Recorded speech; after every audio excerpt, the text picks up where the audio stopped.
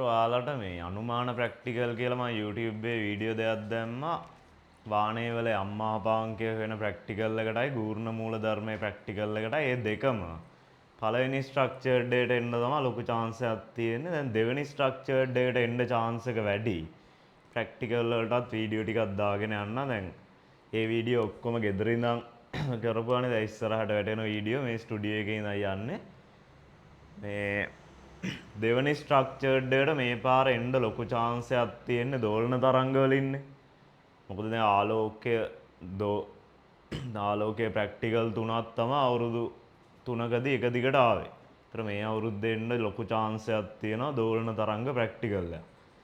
ඒකෙත් ප්‍රැක්ටිකල් ප්‍රධාන වශයෙන් 4යිනේ තියෙන්නේ. ඔය දෝලන තරංග ප්‍රැක්ටිකල් 2යි නලවල කම්පන ප්‍රැක්ටිකල් 2යි. මම මේ වීඩියෝ එකෙන් සාකච්ඡා කරන්න බලාපොරොත්තු වෙන්නේ ධ්වනිමානය කියන එකේ ප්‍රැක්ටිකල් 2. ධ්වනිමානය කොටසේ ප්‍රැක්ටිකල් 2. මේක මම පෙර දැනුම කියන්නේ මෙන්න මේකට අදාළ කොටස තමයි ස්ථාවර තරංග කියන්නේ. මෙන්න මේ ස්ථාවර තරංග කියන පෙර දැනුම නැති කෙනෙක්ට උනාත් නිකන් මෙන්න මේ කොටස මම අලවලා දෙන්නම් යන්තමට ප්‍රැක්ටිකල් එක ගොඩ දා ගන්න පුළුවන් මට්ටමට. ඊට පස්සේ ප්‍රැක්ටිකල් එක ඉක්මනට සාකච්ඡා කරන්න. ඔයාලා අංක 1ට දාගන්න ඕ. ඒ කියන්නේ මුලින්ම මේකේ දැනගන්න ඕනේ ප්‍රගමන තරංගයකයි ස්ථාවර තරංගයකයි වෙනස.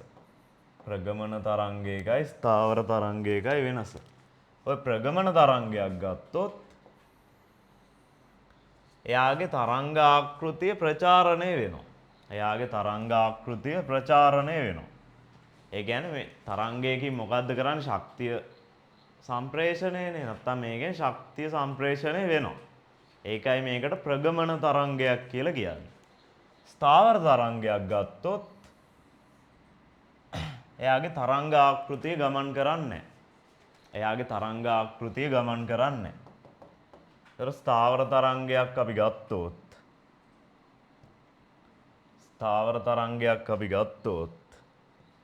ඒකේ කතාව මේ වගේ. දැන් හිතන්නෝ තරංගයේ එක් අවස්ථාවක මේ පිහිටුමේ ඉන්නවා. ඊට පස්සේ ඒක නැමිලා ආයේ මේ පිහිටුමට එනවා. ආයේ මෙතෙන්ට එනවා. ආයේ උඩ යනවා. ඒ වගේ. කියන්නේ තරංගේ මෙහෙට කියන්නේ ගමන් කිරීමක් සිද්ධ වෙන්නේ නැහැ. තරංග ආකෘතිය අර එක තැන උඩ පල්ලෙහා යාමක් සිද්ධ වෙන්නේ. දැන් මේවා ස්ථාවර තරංගවලදී මම දීර්ඝව සාකච්ඡා කරා. ඒ කියන්නේ ක්ලාස් එකේ දැන් මේක නිකන් කුප්පි වීඩියෝන්නේ. මේක කුප්පි වීඩියෝ. ඒතර කෙටියෙන් දාගන්න chart එකක් ප්‍රගමන තරංග ස්ථාවර තරංග කියලා. ප්‍රගමන තරංග පැත්තේ ඒකේ අර්ථ දැක්වීම ලියා ගන්න. තරංග පැත්තේ ඒකේ අර්ථ දැක්වීම ලියා ගන්න. තරංග ආකෘතියත්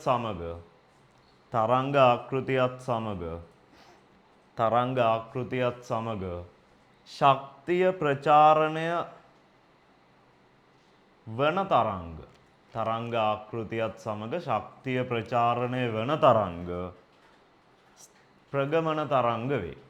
තරංග ආකෘතියත් සමග ශක්තිය ප්‍රචාරණය වන තරංග ප්‍රගමන තරංග වේ. ඊළඟට කෙටියෙන් දාගන්න ස්ථාවර තරංග කියලා. ඒක ලියා ගන්න මෙහෙම. තරංග ආකෘතිය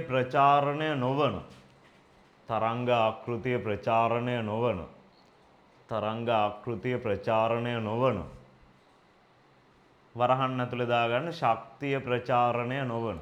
ශක්තිය ගමන් කිරීමක් වෙන්නේ නැහැ මේ වගේ. තරංග ආකෘතිය ප්‍රචාරණය නොවන වරහන් ඇතුලේ ශක්තිය ප්‍රචාරණය නොවන තරංග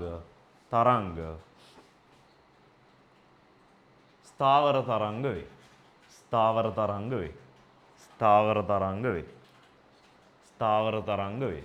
හරි. මේක දැන් මම ඉතා කෙටියෙන් කරගෙන යන්නේ. මේක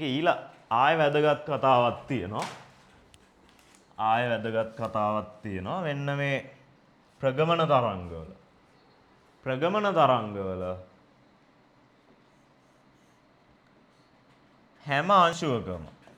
හැම අංශුවකම මේ කැපිටල් A වලින් අපි කවුද සංකේතවත් කරන්නේ? විස්තාරයනේ. මෙන්න මේ තරංගයේ උපරිම උසනේ.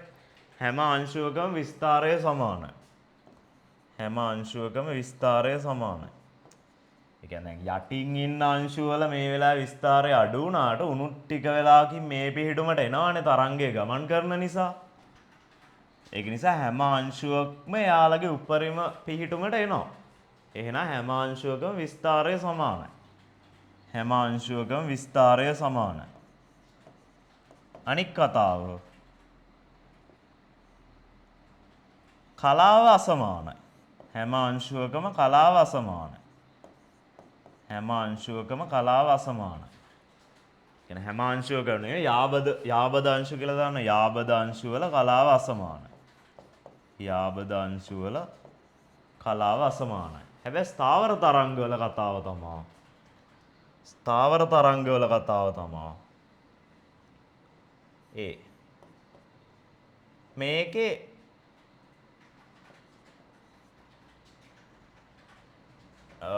අංශුවල විස්තාර අසමානයි. අංශුවල විස්තාර අසමානයි. අංශුවල විස්තාර අසමානයි. ඊට පස්සේ යාබද අංශුවල කලාව සමානයි. යාබද අංශුවල කලාව සමානයි. යාබද අංශුවල කලාව සමානයි. ඇයි මේකේ විස්තාරය අසමාන වෙන්නේ? මොකද මේ පිහිටුමනේ මෙහෙම දෙපැත්තට චලනය වෙන්නේ. කියන්නේ නිකන් මෙතන ඉන්න අංශුවක් හැමතිස්සෙම එයාට ගන්න පුළුවන් උපරිම උස මෙච්චරයි. ඇයි ඒක මෙතෙන්ට එනවා ආයෙ මෙතෙන්ට එනවා. ඒ කියන්නේ මෙතන ඉන්න අංශුවට ගන්න පුළුවන් උපරිම උස මෙච්චරයි. ඒතර මේකේ විස්තාරයේ උපරිම කෙනා මේ උඩම ඉන්න කෙනා. නැත්නම් මේ මැද ඉන්න කෙනා. ඇයි ඌ මේ වෙලාවේ මැදට එනවා ආයෙ මෙතෙන්දි මෙතෙන්ට යනවා. ඒක නිසා මෙයාට තමයි මේකේ උපරිම විස්තාරය ලැබෙන්නේ. මෙයා ප්‍රගමණය වෙන්නේ නැහැ නේද? මේකේ නම් මෙයා මෙහෙට චලනය වෙද්දී මේ අංශුත් ටික වෙලාවකින් මේ පිහිටුමට එනවා. මේවා ටිකකින් මේ පිහිටුමට එනවා. මේක චලනය වෙන නිසා මේ පැත්තට. හැබැයි මේවා එකතැන උඩ පල්ලෙහා යන නිසා මෙන්න ඔය මැදම ඉන්න කෙනාගේ විස්තාරය තමයි උපරිම. අනිත් අයගේ විස්තාරය එයාට වඩා අඩුයි. එයාට වඩා අඩුයි. ඒක වෙනස් වෙන්නේ නැහැ. ඒ පිහිටුම වෙනස් වෙන්නේ නැහැ. සහ මෙයාලගේ කලාව සමානයි. සහ මෙයාලගේ කලාව සමානයි. දැන් ස්ථාවර තරංග වල ඔක්කොම කතා කරන්න වෙලාවක් නැහැ. මං කෙටියෙන් මේ ඕනේ ටික විතරයි කියන්නේ. හරි. ඊළඟට පොඩි මාතෘකාවක් දාගන්න. ස්ථාවර තරංගයක් ඇතිවිය හැකි ආකාර දෙකකි. ස්ථාවර තරංගයක් ඇතිවිය හැකි ආකාර දෙකකි. ස්ථාවර තරංගයක් ඇතිවිය හැකි ආකාර දෙකකි. ස්ථාවර තරංගයක් ඇතිවිය හැකි ආකාර දෙකකි. ස්ථාවර තරංගයක් ඇතිවිය හැකි ආකාර දෙකකි.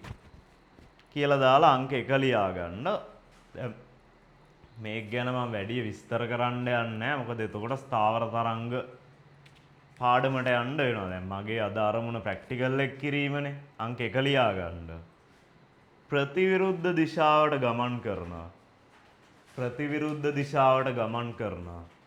ප්‍රතිවිරුද්ධ දිශාවට ගමන් කරන සමාන විස්තාර තරංගායාම ප්‍රවේග සහිත ප්‍රතිවිරුද්ධ දිශාවට ගමන් කරන සමාන තරංග විස්තාර ප්‍රවේග තරංග ආයාම සහිත සමාන විස්තාර තරංග ආයාම ප්‍රවේග සහිත තරංග දෙකක් අධිස්ථාපනය වීමෙන් තරංග දෙකක් අධිස්ථාපනය වීමෙන් ආය කියන්නම් ප්‍රතිවිරුද්ධ දිශාවට ගමන් කරන සමාන විස්තාර තරංගායාම හා ප්‍රවේග සහිත තරංග දෙකක් අධිස්ථාපනය වීමෙන් වරහන් ඇතුළේ දාගන්න ෆයි කලා වෙනසක් සහිතව වරහන් ඇතුළේ දාගන්න ෆයි කලා වෙනසක් සහිතව වරහන් ඇතුළේ දාගන්න ෆයි කලා වෙනසක් සහිතව අංක 2 ලියා ගන්න. දැන් මේ කියන අවස්ථාව තමයි අපි ප්‍රැක්ටිකල් එකෙත් කතා කරන්නේ. අංක 2 යම්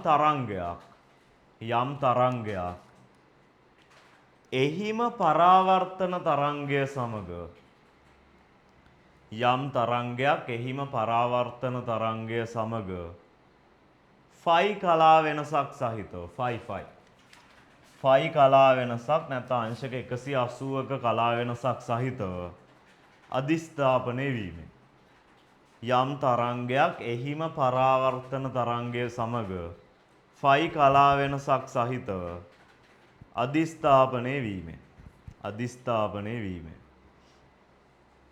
අධිස්ථාපනය වීමෙන් හරි ඊට පස්සේ මේකේ ඕනේ වීඩියෝ එක ස්ටොප් කරලා දාගන්න YouTube වීඩියෝ යන්නේ මම ඊළඟ කොටසට යනවා හරි ඊළඟ කතාව තමයි දැන් ස්ථාවර තරංගයක පිහිටුම අපි ගත්තොත් මේ වගේ දැන් මෙතන මම මේ වගේ මේක ඇඳට මේක මේ පිහිටුම් දෙකක් එකපාර ඇඳලා තියෙන්නේ. ඒ කියන්නේ මෙයා උඩ පිහිටන අවස්ථාවයි යට පිහිටන අවස්ථාවයි එකට පුඩුවක් විදිහට මේ ඇඳලා තියෙන්නේ. ඒ කියන්නේ මේක මෙහෙම උඩ යනවා මැදට එනවා ආයෙ මෙහෙම යනවා. ඒක තනි පුඩුවක් විදිහට මේ ඇඳලා තියෙන්නේ. මෙන්න මේ අවස්ථාවක මේකේ කතාව තමයි මෙන්න මේ විස්තාරය බිඳුවක් වෙන ලක්ෂ වලට. මෙන්න මේ විස්තාරය බිඳුවක් වෙන ලක්ෂ වලට අපි කියනවා නිෂ්පන්ද කියලා. විස්තාරය බිඳුවක් වෙන ලක්ෂ වලට අපි කියනවා නිෂ්පන්ද කියලා. විස්තාරය බිඳුවක් වෙන ලක්ෂ වලට අපි කියනවා නිෂ්පන්ද කියලා. විස්තාරය උපරිමයක් වෙන ලක්ෂ වලට අපි කියනවා ප්‍රස්පන්ද කියලා. විස්තාරය බිඳුවක් වන ලක්ෂ වලට කියනවා නිෂ්පන්ද කියලා. විස්තාරය උපරිමයක් වන ලක්ෂ වලට කියනවා ප්‍රස්පන්ද කියලා. ප්‍රස්පන්ද කියලා. ප්‍රස්පන්ද කියලා. ඒතර මෙයාලගේ නිෂ්පන්ද කියන්නේ විස්තාරය ශුන්‍යයි යාලගේ. විස්තාරය ශුන්‍යයි. මේකේ විස්තාරය උපරිමයි.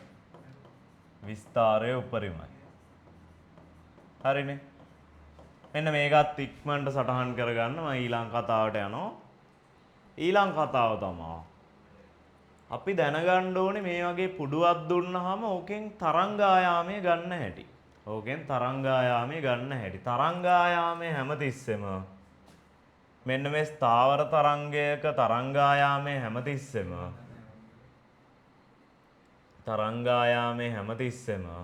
මෙන්න මේ නිෂ්පන්ද දෙකක් හරි ප්‍රස්පන්ද දෙකක් අතර හරි දුරෙන් භාගයක්.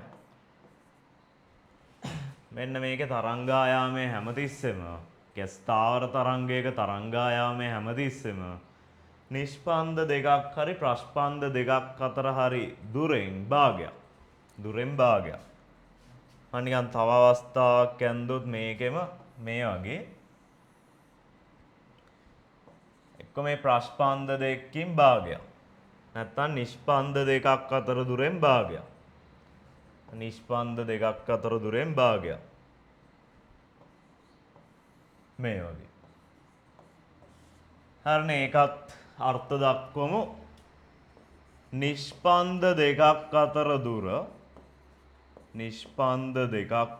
දුර ඇල ඉරක් නැත්නම් ප්‍රස්පන්ද දෙකක් අතර දුර තරංගායාමයෙන් භාගයක් වෙනවා. ඔය ලැම්ඩා කියන්නේ තරංගායාමය. ආයෙ ලියුවොත් තරංගායාමය බෙදීම දෙකට සමානයි.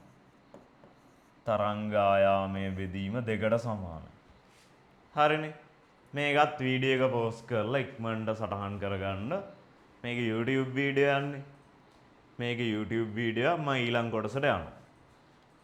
දැන් මම ඉතා කෙටියෙන් කියන්නේ මේ ස්ථාවර තරංග කරනවා නෙමෙයි ප්‍රැක්ටිකල් එකට ඕනේ ටික කියන්නේ.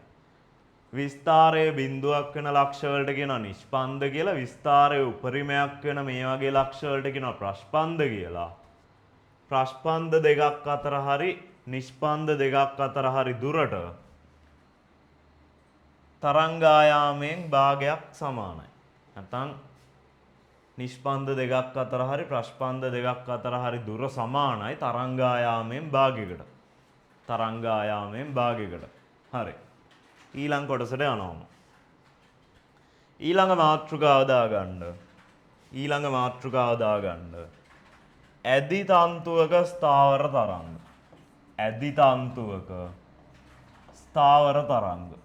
ඇදි තන්තුවක ස්ථාවර තරංග. ඊළඟ මාතෘකාව දාගන්න ඇද්දි තන්තුවක ස්ථාවර තරංග. ඇද්දි තන්තුවක ස්ථාවර තරංග. හරි. අපි මේකේ අලුතෙන් සමීකරණයක් ඉගෙන ගන්නවා. ඇද්දි තන්තුවක ස්ථාවර තරංග. නෑ ඇද්දි තන්තු නෙවෙයි. ඇද්දි තන්තුවක තීර්යක් තරංගවල ප්‍රවේගයේ සමීකරණය. ඇද්දි තන්තුවක තීර්යක් තරංගවල ප්‍රවේගයේ සමීකරණය. මෙතන තීර්යක් කියන එක වැදගත්. අන්වායාම නෙමෙයි තීර්යක්. ඇද්දි තන්තුවක තීර්යක් තරංගවල ප්‍රවේගය. තීර්යක් තරංගවල ප්‍රවේගය ඇද්දි තන්තුවක දැන් මේක ප්‍රගමන තරංගයක් වෙන්නත් පුළුවන් ස්ථාවර තරංගයක් වෙන්නත් පුළුවන් ඕනෑම තරංගයක්. ඒක තීර්යක් නම් ඒකේ ප්‍රවේගය එනවා මෙන්න මේ සමීකරණය වර්ගමූල ඇතුලේ මේක මම v කියලා දාන්නම්. තන්තුවේ ආතතිය බෙදීම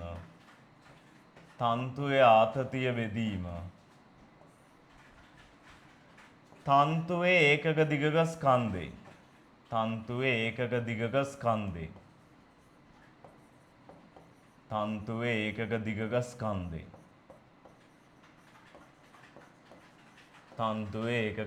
ස්කන්ධේ මෙයාලට මම සංකේත දුන්නොත් ආතතියට දෙන සංකේතය මොකද්ද ෆිසික්ස් වල t නේ.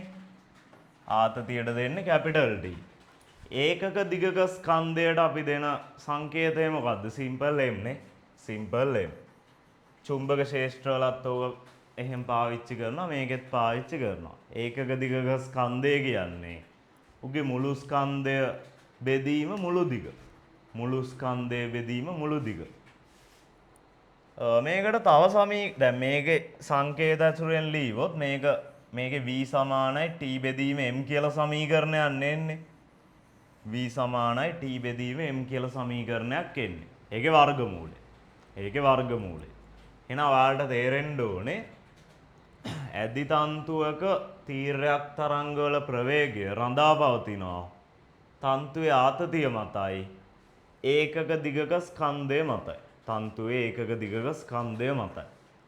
මේකෙන්ම තව සමීකරණයක් ඔප්පු කරලා ගත්ත හැකි. මම ඔප්පු කිරීමට යන්නේ නැහැ. ඔයාලා සමීකරණයක් විතර මතක තියාගන්න. t බෙදීම ρ a.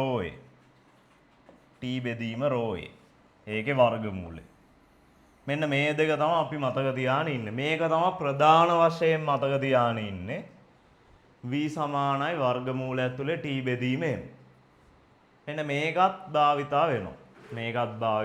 t කියන්නේ තන්තුවේ ආතතියනේ. ρ කියන්නේ තන්තුව සාදා ඇති ද්‍රව්‍යයේ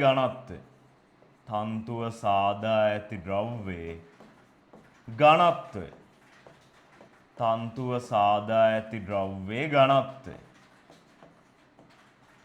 A කියන්නේ තන්තුවේ වර්ගඵලය. තන්තුවේ හරස්කඩ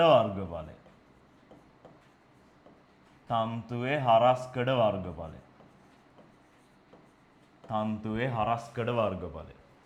හරි. එතකොට මෙන්න මේ සමීකරණ දෙක අපිට ඕන වෙනවා. ඇද්දි තන්තුවක දැන් ස්ථාවර තරංග ගැන තමයි අපි කතා කරන්නේ. ස්ථාවර නෙමේ ප්‍රගමන වුණාත් ඇද්දි තන්තුවක ඇතිවන තීර්යක් තරංගවල ප්‍රවේගය මෙන්න මේ සමීකරණයෙන් එනවා v සමානයි වර්ගමූලය ඇතුලේ t බෙදීම m ගෙන්. v සමානයි වර්ගමූලය ඇතුලේ t බෙදීම m ගෙන්. තව එකක් මේකේ පාවිච්චි වෙනවා. මේකෙන්ම මේක ඔප්පු කරලා ගත්ත හැකි v සමානයි t බෙදීම ρ a. මෙතන ρ කියන්නේ තන්තුව සාදා ඇති ද්‍රව්‍යයේ ඝනත්වය. a කියන්නේ තන්තුවේ හරස්කඩ වර්ගඵලය. හරි. එතකොට මේක වීඩියෝ එක ස්ටොප් කරලා මේක දාගන්න. හරි. ඊළඟ කොටස.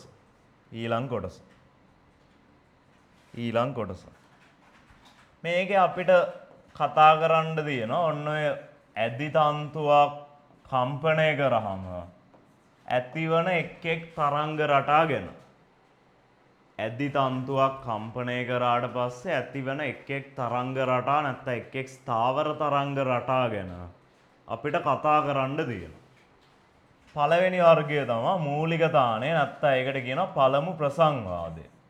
පළමු ප්‍රසංවාදය. තන්තුවක් ඇදි තන්තුවක් කම්පණය කරාට පස්සේ ඇති වෙන්න පුළුවන් සරලම තරංග රටාව තමයි මේක. ඇති වෙන්න පුළුවන් සරලම තරංග රටාව තමයි මේක. ඒකට අපි කියනවා මූලික තාණය කියලා. මූලික තාණය කියලා. ඒක මේ වගේ.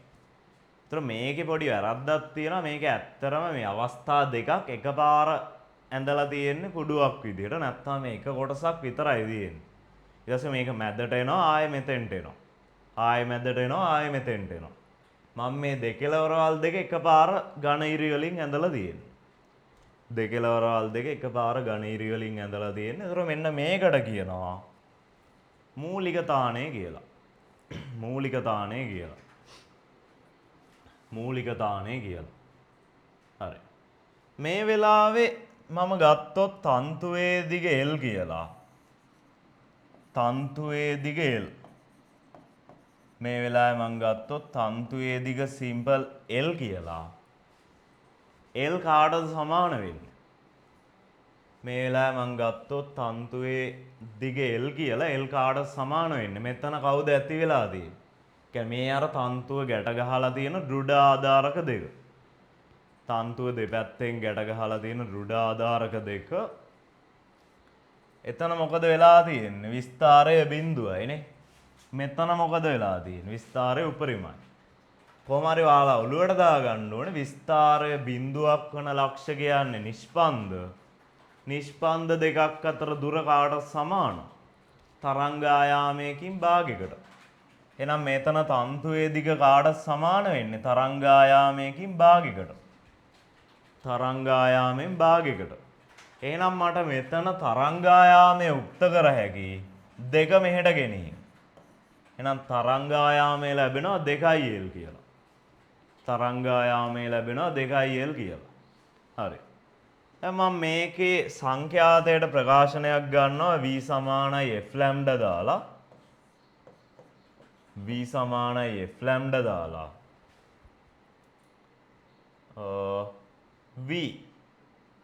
vට ඕනනම් මට t බෙදීම m ගේ වර්ගමූලය ආදේශ කරන්න පුළුවන්. ඒක ආදේශ නොකර මෙහෙම තියන්න. එතන සංඛ්‍යාතය යුක්ත කරොත් එයා සමාන වෙනවා ලැම්ඩා වෙනුවට 2L දාලා මෙහෙට ආදේශ කරොත් අපිට කවුද ලැබෙන්නේ? v බෙදීම 2L නේ. v බෙදීම 2L කියලා සමීකරණයක් ලැබෙනවා. මෙන්න මේ මූලික තාණයේ අවස්ථාවේ මෙතන v ට ඕන නම් මට ආදේශ කර හැකි වර්ගමූල ඇතුලේ t බෙදීමෙන් ඒක ආදේශ නොකර මම නිකම්ම v කියලා තියනවා. v කියලා තියනවා. ඒතර v බෙදීම 2L. මෙන්න මේ මූලික තාණයේ නැත්තම් පළමු ප්‍රසංවාදයේ සංඛ්‍යාතයට අපි විශේෂ සංකේතයක් දෙනවා f0 කියලා. මූලික තාණය නැත්තම් පළමු ප්‍රසංවාදයේ සංඛ්‍යාතයට අපි සංකේතයක් දෙනවා f0 කියලා. එහෙනම් f0 කාටද සමාන වෙන්නේ? f0 සමාන වෙනවා v බෙදීම 2Lට. ඇයි මෙතන තන්තුවේ දිග L නම් මෙතන නිෂ්පන්ද දෙකක් තියෙන්නේ. නිෂ්පන්ද දෙකක් අතර දුර ලැම්ඩා බෙදීම 2ට සමානයි. මෙතන නිෂ්පන්ද දෙකක් අතර දුර කියන්නේ අනිත් පැත්තට කාටද සමාන? තන්තුවේ දිගට. තන්තුවේ දිගට නැත්නම් Lට. එහෙනම් L සමානයි ලැම්ඩා බෙදීම 2ට. ලැම්ඩා සමානයි 2Lට. ලැම්ඩා සමානයි 2Lට.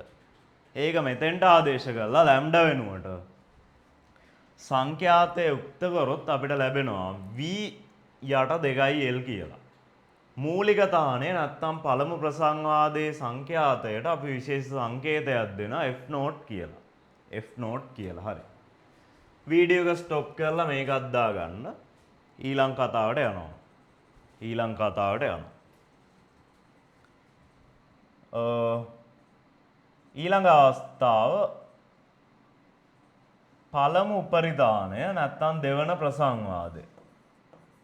පළමු උපරිධානය නැත්තම් දෙවන ප්‍රසංවාදය. නැත්තම් දෙවන ප්‍රසංවාදය. පළමු උපරිතාණය නැත්තම් දෙවන ප්‍රසංවාදය. ඒකේ තරංග රටාව අඳින්න ගියොත් මෙන්න මේ වගේ තරංග රටාවක් ඇඳෙන්න. මේකේ අර හැමතිස්සෙම ඔලුවට දාගන්න ඕනේ මේ දෘඩ ආධාරක ගාව අපිට අර කම්පණය වෙන්න බෑනේ. ඒතර මේ තැන් වලින් නිෂ්පන්ද අනිවාර්යෙන් ඇති වෙන්නේ. ඒතර මේකේ තරංග රටාව ඇති වෙන්නේ මේ වගේ. මේ වගේ. මේකේ තරංග රටාව ඇති වෙන්නේ මේ වගේ. පුඩු දෙකක් තියෙනවානේ. පුඩු දෙකක් තියෙනවා. මේක ඇත්තරම එන්න ඕනේ මෙන්න මේ කොටස විතරයි. ඊට පස්සේ මොකද වෙන්නේ? මේක පහළ යනවා මේක උඩ යනවා. එතකොට තමයි මේ රටාව ඇති වෙන්නේ. එතකොට තමයි මේ රටාව ඇති වෙන්නේ. හරි. එතකොට මෙන්න මේකේ තන්තුවේ දිග L කියලා ගත්තොත් තන්තුවේ දිග L කියලා ගත්තොත් ඒක කාටද සමාන වෙන්නේ? මෙන්න මේ දැන් මෙතනත් මේකේ නිෂ්පන්දයක් තියෙනවානේ. මෙන්න මේ නිෂ්පන්ද දෙකක් අතර දුර තරංග ආයාමයෙන් භාගයකට සමානයි. මේකේ නිෂ්පන්ද දෙකක් අතර දුර තන්තුවේ දිග ඇසුරෙන් ලීවොත් කාටද සමාන වෙන්නේ? L බෙදීම දෙකටනේ. L බෙදීම දෙකටනේ. එහෙනම් අපිට L බෙදීම දෙක සමාන කරන්න පුළුවන් ලැම්ඩා බෙදීම දෙකට.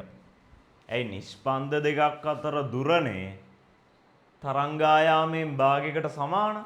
දැන් මේකේ තන්තුවේ මුළු දිග L නම් මෙන්න මෙතන නිෂ්පන්ද දෙකක් තියෙනවනේ. එහෙනම් ඒක L බෙදීම දෙකයි.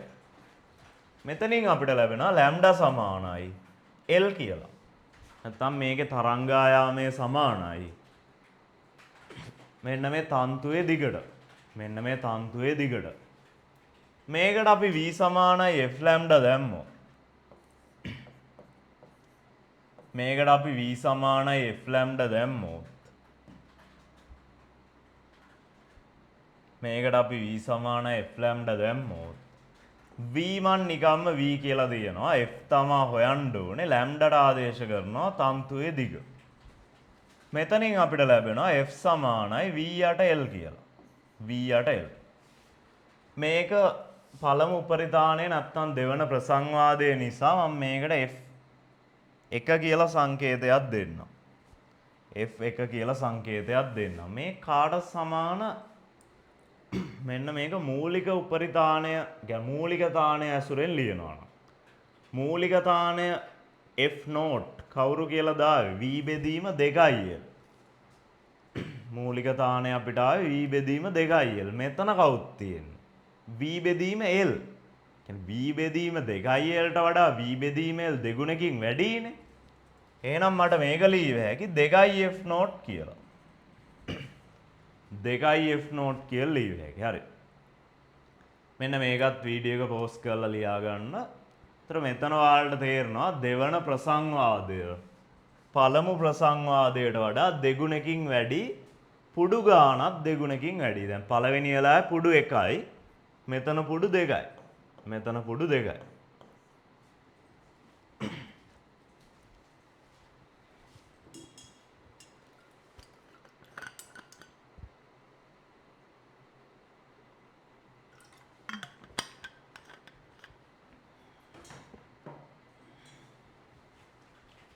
හරි. ඒතර වීඩියෝ එක ස්ටොප් කරලා ඒක දාගන්න. ඊළඟ මාතෘකාව දාගන්න. තුන්වන ප්‍රසංවාදය නැත්තම් තුන්වන ප්‍රසංවාදය නැත්තම් දෙවන උපරිධානය. මේ දෙකම සමාන පද දෙවන උපරිධානය. තුන්වන ප්‍රසංවාදය නැත්තම් දෙවන උපරිධානය. එතන තුන තියෙන්නේ. තුන්වන ප්‍රසංවාදය නැත්තම් දෙවන උපරිධානය. මේකේ තරංග රටාව අපිට අඳින්න ගියොත් දැන් ඔයාලට රටාව තේරෙනවා. මේකේ පුඩු කීයක් ඇති වෙන්න ඕනේද? 3ක් ඇති වෙන්න ඕනේ. මම දැන් ඊළඟ උපරිතාන අඳින්නේ ඔයාලට තේරෙනවා. දැන් මෙතන ප්‍රසංවාදාංක කෙලින්ම ගියොත් ලේසි. දැන් හතරවන ප්‍රසංවාදයේ ගියොත් පුඩු 4යි. දැන් උපරිතාණය කිව්වොත් දැන් දෙවන උපරිතාණය කිව්වොත් අනිවාර්යයෙන් ඔලුවට දාගන්න ඕනේ එක පුඩුවක් මේ ගානට වඩා වැඩි. කියන්නේ දෙවන උපරිතාණය කිව්වොත් එතන පුඩු 3යි. තුන්වන උපරිධානය කිව්වොත් එතන පුඩු 4යි. ප්‍රසංවාද අංකයෙන් නම් කෙලින්ම පුඩු ගාන කියවෙනවා. කෙලින්ම පුඩු ගාන කියවෙනවා. හරි. මේකේ මං තන්තුවේ දිග L කියලා දාගත්තොත් තන්තුවේ දිග L කියලා දාගත්තොත් මෙතන නිෂ්පන්ද දෙකක් කොහෙද තියෙන්නේ කියලා බැලුවොත් මේ නිෂ්පන්ද දෙකක් මෙතනයි මෙතනයි තියෙනවා. එහෙනම් තන්තුවේ මුළු දිග L නම් මේ දිග කීයද? L බෙදීම 3ක් වෙන්න බෑ. මේ වගේ කොටස් 3න්නේ තියෙන්නේ. මේ වගේ කොටස් 3ක් තියෙනවා. ඔයාලා අඳිද්දි ලස්සනට මේ පුඩු 3 සමානව අඳින්න. දැන් මගේ එකේ එක අතර තියෙන්නේ. මේකේ L බෙදීම 3කට සමානයි.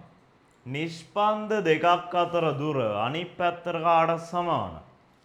නිෂ්පන්ද දෙකක් අතර දුර අනිත් පැත්තට තරංගායාමයෙන් භාගයකට සමානයි. තරංගායාමයෙන් භාගයකට සමානයි. එහෙනම් තරංගායාමය අපිට ලැබෙනවා 2යි L බෙදීම 3යි කියලා. තරංගායාමය අපිට ලැබෙනවා 2යි L බෙදීම 3යි කියලා. මේකට මන් දැම්මොත් v සමානයි f ලැම්ඩා. f නේ උක්ත කරන්න ඕනේ ලැම්ඩාට ආදේශ කරලා දැම්මොත් අපිට එනවා v බෙදීම 2 වාරයක් 3 කියලා. v බෙදීම 2යි l වාරයක් 3. අර මම v බෙදීම 2යි l වෙනම ලියන්න හේතුව තමා v බෙදීම 2යි l කියන්නේ කාටද? f නෝට්ට නැත්තම් මූලික තානේ සංඛ්‍යාතයට. මූලික තානේ සංඛ්‍යාතයට මේක මම f2 කියලා දාන්නම්. f2 කියලා දාන්න. එහෙනම් f2 සමානයි 3යි f නෝට්ට. 3යි f නෝට්ට. එහෙනම් ඔයාලට තේරෙනවා මේකේ අර ප්‍රසංවාද අංකය වැඩි වීගෙන යද්දි නැත්නම් උපරිතාන අංකය වැඩි වීගෙන යද්දි පුඩු ගාන ටික ටික වැඩි වෙනවා. ඊට පස්සේ යාළගේ සංඛ්‍යාතයට ප්‍රකාශනයක් මෙන්න මේ මෙතනින් තර්ක කරලා ඔයාලට හදලා ගත්ත හැකි. කටපාඩම් කරන්න දෙයක් නැහැ. දැන් මෙතන මම මොකද කරේ? තන්තුවේ දිග L කියලා දාගත්තා. එහෙනම් මෙතන පුඩු 3ක් තියෙන නිසා මේ දික්කාට සමාන L බෙදීම 3ට. මෙතන L බෙදීම 3 කියන්නේ නිෂ්පන්ද දෙකක් අතර දුර. නිෂ්පන්ද දෙකක් අතර දුර කියන්නේ තන්තු මේකේ තරංග ආයාමයෙන් භාගයකට. මේකේ තරංග ආයාමයෙන් භාගයකට. එහෙනම් එතනින් මට තරංග ආයාමය උක්ත කර හැකියි. ඒක ආදේශ කරාම මෙතෙන්ට f2 සමානයි 3යි f නෝට් නැත්නම් f2 සමානයි 3යි v බෙදීම 2යි l කියලා ලැබෙනවා. හරි. ඒතර මං ඉතුරු 5 වෙනි උපරිධානය 4 වෙනි උපරිධානය ඕවට එන්නේ නැහැ. දැන් ඔයාලට රටාව තේරෙනවා. රටාව තේරෙනවා මේ වගේ තමයි ඊළඟ උපරිධානත් යන්නේ. ඊළඟ උපරිධානත් යන්නේ. හරි. මේක ඊළඟ වැදගත් කතාව තමයි අපි මෙන්න මේ මූලික තානයයි අනිත් උපරිතානවලයි විස්තරය බැලුවොත් මූලික තානය තමයි විස්තරය වැඩිම. ඊළඟ කියන්නේ පළමු උපරිතානයට එද්දි විස්තරය තව ටිකක් අඩු වෙනවා. දෙවන උපරිතානය නැත්තම් තුන්වන ප්‍රසංවාදයට එද්දි තව ටිකක් විස්තරය අඩු වෙනවා. තව ටිකක් විස්තරය අඩු වෙනවා.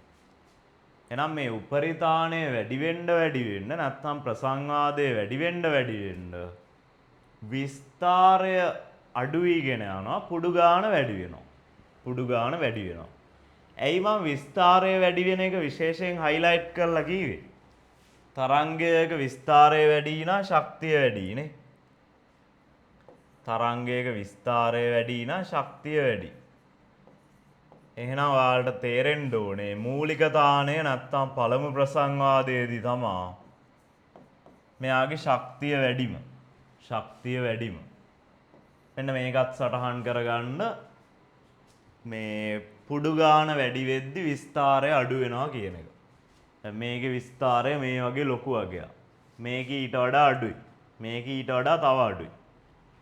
පුඩු ගාන වැඩි වෙන්න විස්තරය අඩු වෙනවා. විස්තරය අඩු වෙනවා. විස්තරයයි ශක්තියයි අතර සම්බන්ධය තමයි විස්තරය වැඩි නම් ශක්තිය වැඩි. එහෙනම් ඔයාලා තේරුම් ගන්න ඕනේ මූලික තානය තමයි ශක්තිය වැඩිම. මූලික තානය තමයි ශක්තිය වැඩිම. හරි. ඔය කතා ටික ඔලුවට දාගත්ත කියන්නේ අපිට ධ්වනිමානයේ ප්‍රැක්ටිකල් එකට එන්න පුළුවන්. ධ්වනිමානයේ ප්‍රැක්ටිකල් එකට එන්න පුළුවන්. මේ කතා ටික කියන්න විනාඩි 30ක් විතර ගියා. ප්‍රැක්ටිකල් එක විනාඩි 20න් විතර කර හැකියි. හරි. ප්‍රැක්ටිකල් එකට එනවා. ප්‍රැක්ටිකල් එකට එනවා. මේකේ පළවෙනි ප්‍රැක්ටිකල් එක තියෙන්නේ F හා L සමානුපාතික බව වෙන්වීම. ඒකට මුලින් ධ්වනිමානයේ ඇටවුම දැනගන්න ඕනේ. ධ්වනිමානයේ ඇටවුම දැනගන්න ඕනේ. ධ්වනිමානයක් කියන්නේ මෙන්න මේ වගේ අයිටම් එකක්. මෙන්න මේ වගේ අයිටම් එකක්. මේකේ සේතු තියෙනවා. මෙන්න මේ වගේ සේතු තියෙනවා. මෙන්න මේ සේතු දෙකක් අතර තමයි කම්බිය තද කරන්නේ අපි. කම්බිය තද කරන්නේ. මේවට කියනවා ලී සේතු. මේවට කියනවා ලී සේතු. දැන් මම ටියුට් එකක් දාලා තියෙනවා. ඒකෙන් බලාගත්ත හැකි. මේවට කියනවා ලී සේතු. එතකොට මෙන්න මේක කම්බිය, සිහින් කම්බිය. මේක සිහින් කම්බිය. ඊට පස්සේ ඒක කප්පියක් කරහා යවලා බාරයකට සම්බන්ධ කරනවා. ඇයි බාරයකට සම්බන්ධ කරන්නේ? මේ තන්තුව ඇද්දලා එයාට ආතතියක් දෙන්න නේ. ඒක බුරුල් වෙලා තිබිලා හරියන්නේ නැහැ නේ. එතකොට ආතතියක් නැහැ. මෙන්න මේ තන්තුව ඇදලා ඒකට ආතතියක් දෙන්න තමයි බාරයක් සෙට් කරන්නේ. බාරයක් සෙට් කරන්නේ. ඊට පස්සේ මේකේ වාත කුහර තියෙනවා. මේ වාත කුහර තියෙන්නේ ඇයි කියන එක වැදගත් කතාවක්. ඒක ඉස්සරහට කතා කරමු. නැත්තම් මේකේ නිකම්ම ලී පෙට්ටියක් පාවිච්චි කරන්න පුළුවන්. ඇයි මේකේ වාත කුහර තියෙන්නේ කියන එකත් වැදගත්. ඒක ඉස්සරහට කතා කරමු. ඒක ඉස්සරහට කතා කරමු. හරි. ඒතර මේක තමයි සරල ධ්වනිමාන ඇටවුම. මේක තමයි සරල ධ්වනිමාන ඇටවුම. මෙන්න මේ සේතු දෙකක් අතර දුර තමයි අපි කම්පන දිග කියලා සලකන්නේ. සේතු දෙකක් අතර දුර තමයි කම්පන දිග කියලා සලකන්නේ. කම්පන දිග කියලා සලකන්නේ. ඒතර මේකේ පළවෙනි ප්‍රැක්ටිකල් එක තියෙනවා ධ්වනිමානයේ භාවිතයෙන් ඇදි කම්බියක සංඛ්‍යාතය හා කම්බියේ දිග අතර සම්බන්ධතාව සත්‍යාපනය කිරීම. අවශ්‍ය ද්‍රව්‍ය සිහින් වානේ කම්බියක් සහිත ධ්වනිමානය කිලෝග්‍රෑම් පඩි. කිලෝග්‍රෑම් පඩි. එතකොට මෙතන බාර අපිට අවශ්‍ය පරිදි වෙනස් කරන්න පුළුවන්.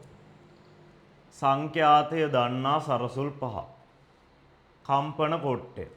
අර සරසුල කම්පන කොට්ටේ ගහලා තමයි කම්පණය කරන්නේ. නැත්නම් ඒකේ දැති කැඩිලා යන්න පුළුවන්. මීටර උලක්. මීටර උලක් මෙන්න මේ කම්පන දිගමයින්ද. කඩදාසි ආරෝහක. කඩදාසි ආරෝහක කියන්නේ කඩදාසියක් පොඩියට කඩලා පාවිච්චි කරනවා. ඒක ඇයි කියලා මං කියන්නම්. ඒක ඇයි කියලා මං කියන්නම්. ඊට පස්සේ මේ ටියුට් එකේ තියෙනවා ධ්වනිමානය සුසර කිරීම කියලා ආකාර 3ක්. ඒවට මම පස්සේ එන්නම්. අපි මේ ප්‍රැක්ටිකල් එකේ පාවිච්චි කරන්නේ අනුනාදයෙන් සුසර කිරීම කියන අවස්ථාව. අනුනාදයෙන් සුසර කිරීම කියන අවස්ථාව. ඒ කියන්නේ මෙන්න මෙහෙම කතාවක්. ඒ කියන්නේ මෙන්න මෙහෙම කතාවක්. ඔයාලා O level කාලේ අනුනාදය කියන එක ඉගෙන ගන්නවා. අනුනාදය කියන්නේ කෘත කම්පනයේ තියෙන අවස්ථාවක්. කෘත කම්පනය කියන්නේ මොකද්ද? කෘත කම්පනය කියන්නේ අපි වස්තුවක් කම්පණය කරනවා බාහිර සංඛ්‍යාතයක් දීලා. කියන්නේ බාහිර වස්තුවක සංඛ්‍යාතයක් දීලා. හැබැයි අපි මේ දෙන බාහිර වස්තුවේ සංඛ්‍යාතය අපි මේ කම්පණය කරන කෙනාගේ ස්වභාවික සංඛ්‍යාතයට සමාන වුණොත් එයා උපරිම විස්තරයකින් කම්පණය වෙන්න පටන් ගන්නවා. ඒකට හොඳ උදාහරණයක් තමයි අකුණු ගහන වෙලාවට ජනෙල් සමහර අකුණු ගහද්දි දෙදරන්න ගන්නවා. ඇයි ඒ? අන්න ඒ වෙලාවේ අකුණේ ශබ්දයට තියෙනවා. මෙන්න මේ ජනේලයේ ස්වභාවික සංඛ්‍යාතයට සමාන සංඛ්‍යාතයක්. එතකොට අකුණ ඒ ශබ්දයෙන් ඒ ශබ්දයේ සංඛ්‍යාතය පාවිච්චි කරලා මේ ජනේලය කෘතකම්පණයට ලක් වෙද්දී අකුණේ සංඛ්‍යාතය කියන්නේ අකුණේ ශබ්දයේ සංඛ්‍යාතය ජනේලයේ ස්වභාවික සංඛ්‍යාතයට සමාන වුණොත් මේක හොඳට කම්පණය වෙනවා. අර ජනේලය දෙදරන්නේ ඒකයි. ජනේලය දෙදරන්නේ ඒකයි. අර පාලම් වලින් මාච් පාස් කරන්නේ නැත්තේත් ඒකයි. ඒ මාච් පාස් කරන සංඛ්‍යාතය පාලමේ ස්වභාවික සංඛ්‍යාතයට සමාන වුණොත් වැරදිලා හරි පාලම උපරිම සංඛ්‍යාතයකින් කම්පණය වෙන්න ගන්නවා. ඒතර මේ පාලම කැඩිලා යන්න උනක් පුළුවන්. පාලම කැඩිලා යන්න උනක් පුළුවන්. ඒකයි පාලමක් උඩදී මාච් පාස් කරන්නේ නැත්තේ. හරි. ඒතර මේකේ අපි පාවිච්චි කරන්නේ ප්‍රැක්ටිකල් එකට අනුනාදයෙන් සුසර කිරීම කියන අවස්ථාව.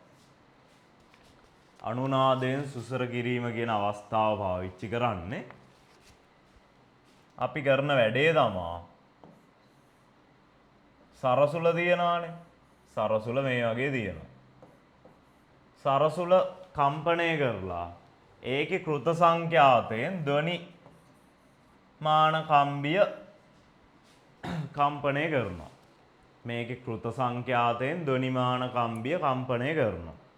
එතකොට යම් අවස්ථාවක් එන්න පුළුවන් අපි මේ දිගවල් එහෙම අපි එක එක වෙනස් කර බලද්දී දිගවල් වෙනස් කර බලද්දි මෙන්න මේ වෙලාවේ ධ්වනිමාන කම්බියේ ස්වභාවික සංඛ්‍යාතය සරසුලේ සංඛ්‍යාතයට සමාන වෙනවා.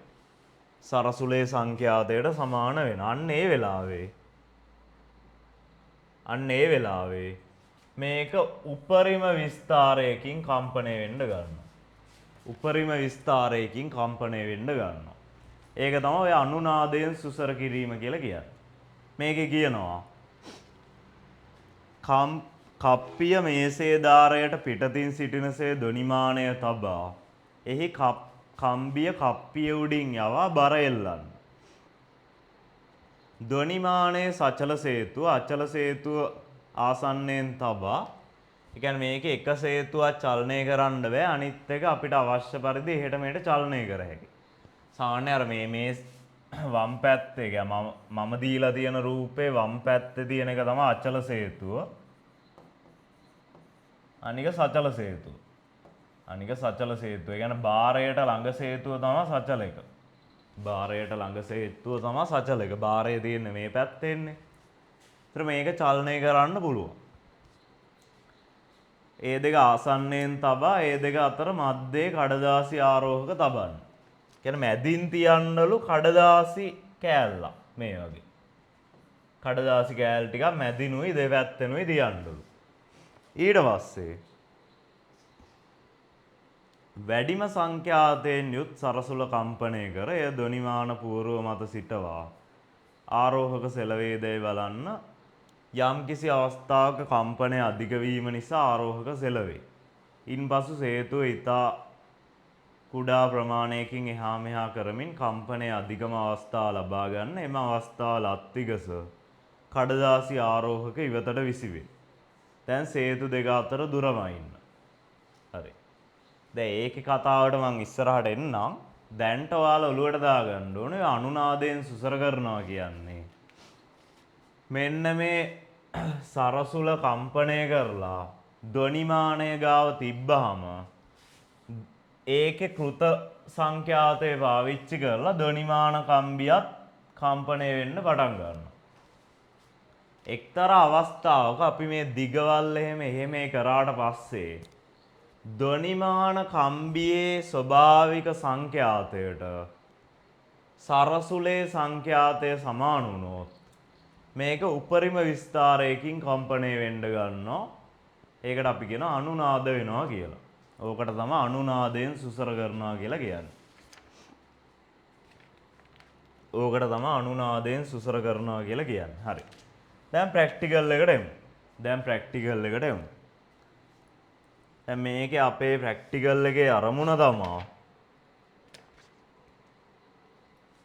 මේකේ අපේ ප්‍රැක්ටිකල් එකේ අරමුණ තමයි F හා L ප්‍රතිලෝම බව පෙන්වීම.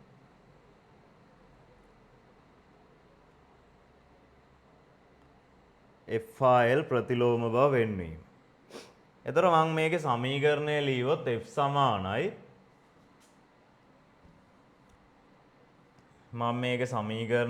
F සමානයි V බෙදීම 2L නේ මූලික අවස්ථාවේදී.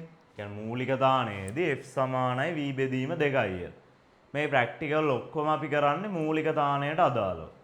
අනිත් තාන වලට යන්නේ නැහැ. කියන්නේ පළමු උපරිධානයට දෙවෙනි උපරිධානයට යන්නේ හැම අවස්ථාවම මේ ප්‍රැක්ටිකල් එකේ අපි කරන්නේ මූලික දාණයට අදාළව. මූලික දාණයට අදාළව.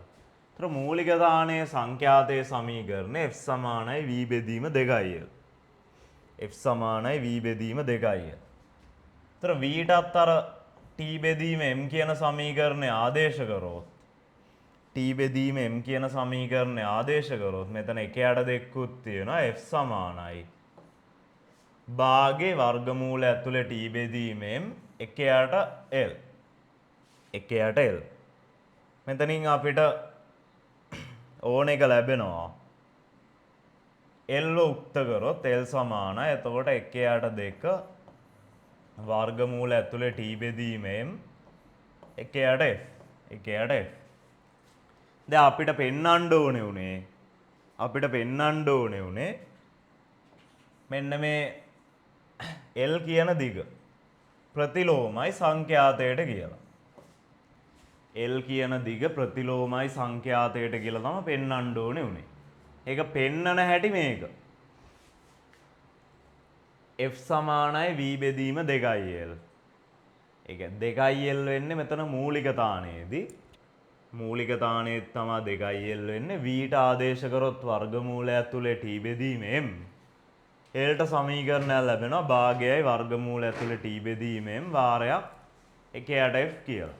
එතනින් අපිට පෙන්වන්න පුළුවන් වෙනවා L ප්‍රතිලෝමයි සංඛ්‍යාතයට කියලා. L ප්‍රතිලෝමයි සංඛ්‍යාතයට කියලා. L ප්‍රතිලෝමයි සංඛ්‍යාතයට කියලා. ඊට පස්සේ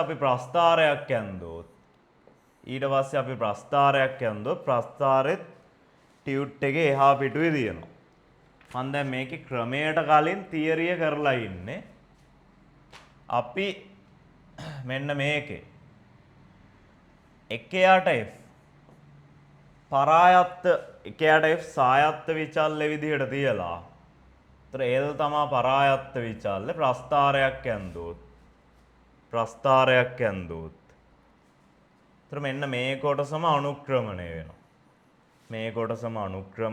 මෙයා x මේක y වගේනේ. ඒතර මේ x ට පාවිච්චි කරන කෙනාට අපි කියනවා සායත්ත විචල්්‍ය. දැන් ඔයාලගේ අහන්න පුළුවන් මේකේ සායත්ත විචල්්‍ය කවුද පරායත්ත විචල්්‍ය කවුද y තමයි ඒතර පරායත්ත විචල්්‍ය. නැත්තම් L. ඒක තමයි පරායත්ත විචල්්‍ය. එතකොට මේක මොන හැඩේ ප්‍රස්ථාරයක්ද y සමානයි mx හැඩේ ප්‍රස්ථාරයක්. එහෙනම් අපිට ලැබෙනවා මූල ලක්ෂය හරහා යන සරල රේඛාව. දැන් ප්‍රැක්ටිකල් එකේ නම මොකද්ද? මෙන්න මේ දිගයි සංඛ්‍යාතයයි ප්‍රතිලෝමයි කියලා පෙන්නන එක. එහෙනම් අපි මෙන්න මේ දිගටයි සංඛ්‍යාතයට 1 F ටයි ප්‍රස්ථාරයක් යන්දොත් ඒ කියන්නේ 1 සංඛ්‍යාතයටයි ප්‍රස්ථාරයක් යන්දොත් මූල ලක්ෂය හරහා යන සරල රේඛාවක් ලැබුණා කියන්නේ අපි කරපු ප්‍රැක්ටිකල් එක හරි නැත්තම් මේක සත්‍යාපනය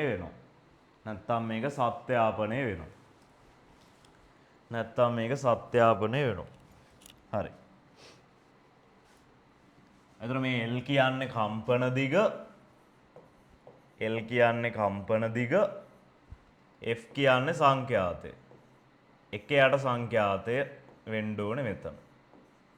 හරිනේ දැන් අපි ප්‍රැක්ටිකල් එක කරන විදිහ බලමු. එතකොට මේක තමයි ප්‍රැක්ටිකල් එකේ තියරිය. මූලික තාණයට අනුව තමයි ප්‍රැක්ටිකල් එක කරන්නේ. ඒක රතු පෑනෙන් ප්‍රැක්ටිකල් නෝට් එකේ දාගන්න. මෙම ප්‍රායෝගික පරීක්ෂණය සිදු කරන්නේ මූලික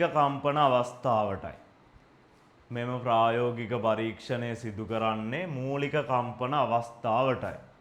කියලා දාලා මෙන්න මේ ටික දාගන්න.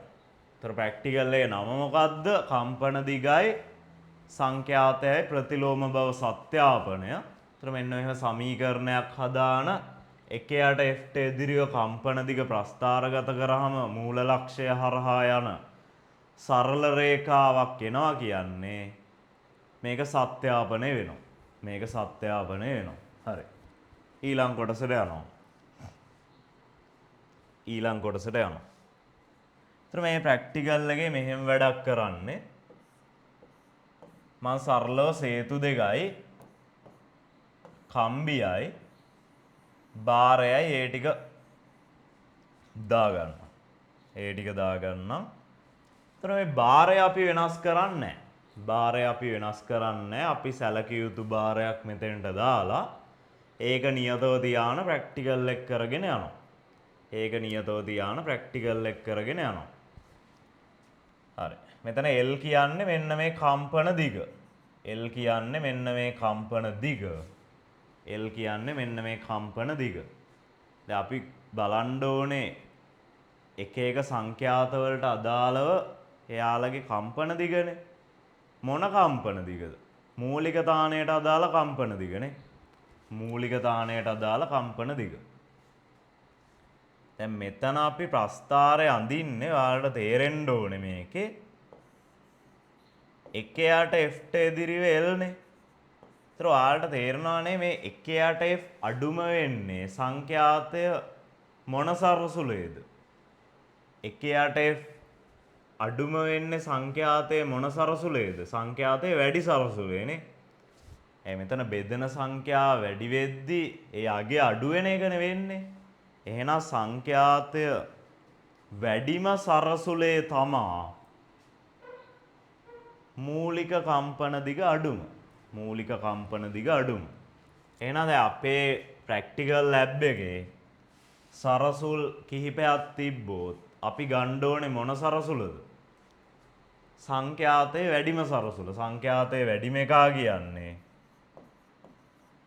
සංඛ්‍යාතයේ වැඩිම සරසුල තමයි ගන්න ඕනේ. සංඛ්‍යාතයේ වැඩිම සරසුල ගන්න ඕනේ. ඒක තෝරගන්නේ කොහොමද? සංඛ්‍යාතයේ වැඩිම සරසුලේ තමයි බාහු කොටම. බාහු කොටම. ඒතර ඔයාලා ගන්න ඕනේ බාහු කොටම සරසුල ලැබ් එකේ තියෙන සරසුල් වලින්. උගේ තමයි සංඛ්‍යාතයේ වැඩිම. බාහු දිග සරසුල් වල සංඛ්‍යාතය අඩුයි. බාහු දිග සරසුල් වල සංඛ්‍යාතය අඩුයි. බාහු කොට සරසුල් වල සංඛ්‍යාතය වැඩි. අන්න ඒක ගන්න ඕනේ.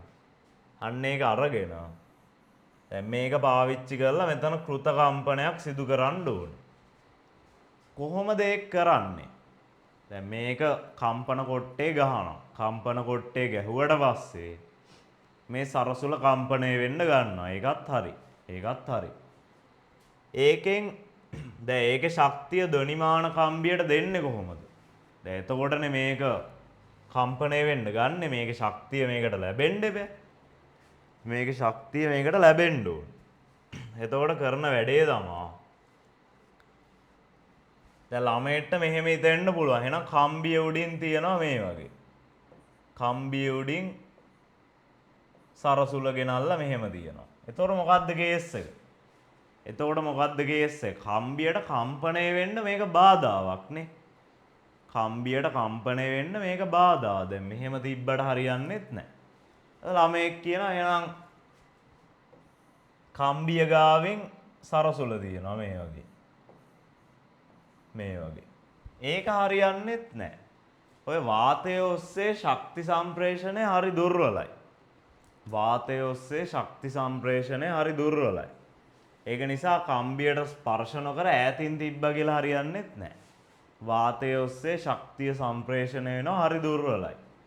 සරසුල ගෙනල්ලා මේ උගේ බාහු දෙක මෙතනට ලං කරලා හරි නැත්තම් අනිත් පැත්ත හරවලා හරි කම්බිය තිබ්බට ඒකත් හරියන්නේ නැහැ. මොකද ඒක මේකේ කම්පණයට බාධාවක්. ඒ කියන්නේ මේ ක්‍රම දෙකම හරියන්නේ නැහැ. ඒතර අපි කරන වැඩේ තමයි සරසුල මෙන්න මේ අතට මෙන්න මේ අතට ධ්වනිමාන පෙට්ටිය උඩින් තියෙනවා. ගාවන්නේ නැහැ. දැන් මේ රූපේ ගෑවිලා වගේ පේන්නේ. ගාවන්නේ ගාවන්න නැතුව මැදින් තියෙනවා කම්බියේ මැදට ලං වෙන්න. කම්බියේ මැදට ලං වෙන්න ධ්වනිමාන පෙට්ටිය උඩින් තියෙනවා. ධ්වනිමාන පෙට්ටිය උඩින් තියෙනවා. දැන් මේකේ ක්‍රමේ ඕකේ තියෙනවා. ඕක තියෙනවා.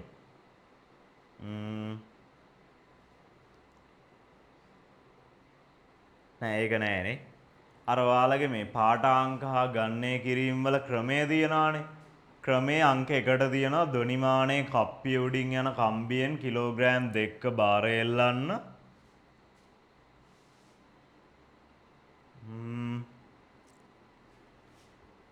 ඊට පස්සේ අර සැහැල්ලු මේ කඩදාසි ආරෝහක තබන්න ඒ කතා ටික තියෙනවා. ඒ කතා ටික තියෙනවා මේ වගේ. මැදිනුත් එකක් තියෙනවා. මැදින් තමයි අනිවාර්යෙන් තියන්න ඕනේ. අන්නේ තුන්වෙනි වාක්‍ය ගාවින් මෙහෙම ලියා ගන්න. අන්නේ තුන්වෙනි වාක්‍ය තියෙන්නේ අර සංඛ්‍යාතයේ වැඩිම සරසුලෙන් පටන් ගන්න කතාව. ඒක ලියා ගන්න මෙහෙම. මෙහිදී සරසුල කම්පන කොට්ටේ ගසා මෙහිදී සරසුල කම්පන කොට්ටේ ගසා මෙහිදී සරසුල කම්පන කොට්ටේ ගසා ධ්වනිමාන පෙට්ටියේ මෙහිදී සරසුල කම්පන කොට්ටේ ගසා ධ්වනිමාන පෙට්ටියේ කම්බියේ හරි මැදට ආසන්නයෙන් තබයි. ධ්වනිමාන පෙට්ටියේ කම්බියේ හරි මැදට ආසන්නයෙන් තබයි. ධ්වනිමාන පෙට්ටියේ කම්බියේ හරි මැදට ආසන්නයෙන් තබයි. වරහන් ඇතුළේ ඒකට හේතුව ලියා ගන්න ශක්ති සම්ප්‍රේෂණය ඉහළයි. ශක්ති සම්ප්‍රේෂණය ඉහළයි.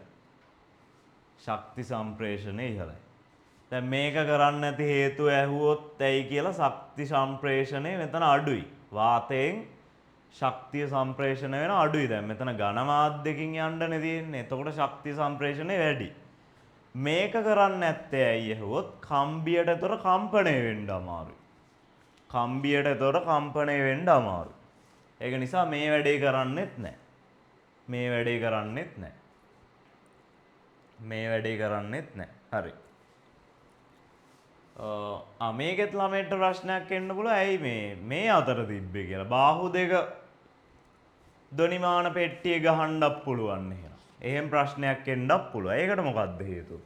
දැන් බාහුව දෙක ගෙනල්ලා ධ්වනිමාන පෙට්ටිය ගැහුවොත් මොකද වෙන්නේ? නැත්තම් ධ්වනිමාන පෙට්ටිය ස්පර්ශ කරොත් මොකද වෙන්නේ? මේකේ මේ සරසුල කම්පන කොට්ටේ ගහලා ගත්තට පස්සේ කවුද හොඳටම කම්පණය වෙන්නේ? මෙන්න මේ බාහුව දෙකනේ. මෙන්න මේ බාහුව දෙක. එතකොට උන් දෙන්න මේ ධ්වනිමාන පෙට්ටිය ස්පර්ශ කරාම මේ දෙකට කම්පණය වෙන්න අමාරුයි. මේ දෙකට කම්පණය වෙන්න අමාරුයි. ඒක හරියන්නේත් නැහැ. ඒක හරියන්නේත් නැහැ. ඒකයි මේ වැඩේ කරන්නේත් නැත්තේ. ඒකයි මේ වැඩේ කරන්නේත් නැත්තේ. හරි. දැන් එමු මේකේ ඊළඟ වැදගත් කතාවලට. මේක ඉතා වැදගත්. මෙන්න මේ සරසුල තියෙන හැටි. කම්බියට ඈතින් වාතය තියන්නෙත් නැහැ. ශක්ති සම්ප්‍රේෂණය අඩුයි. කම්බිය ගාවන්නේ නැහැ. කම්බියට කම්පණය වෙන්න අමාරුයි. මෙහෙම තියන්නේ මේකට දැතිද කියන්නේ? මට ඒක සිංහල වචනේ මතක නැහැ. ඒතකොට මේ දැති වලට කම්පණය වෙන්න අමාරුයි. ඒක නිසා මෙහෙම තියෙනවා. ඒක නිසා මෙහෙම තියෙනවා. හරි. ධ්වනිමාන පෙට්ටිය උඩින් කම්බියේ මැද්දෙන් ගාවන්නේ ආසන්නයෙන් තියෙනවා. ඒතර ශක්ති සම්ප්‍රේෂණය වැඩි. ශක්ති සම්ප්‍රේෂණය වැඩි. හරි. දැන් එමු ප්‍රැක්ටිකල් එකේ ඊළඟ වැදගත් කතාවට.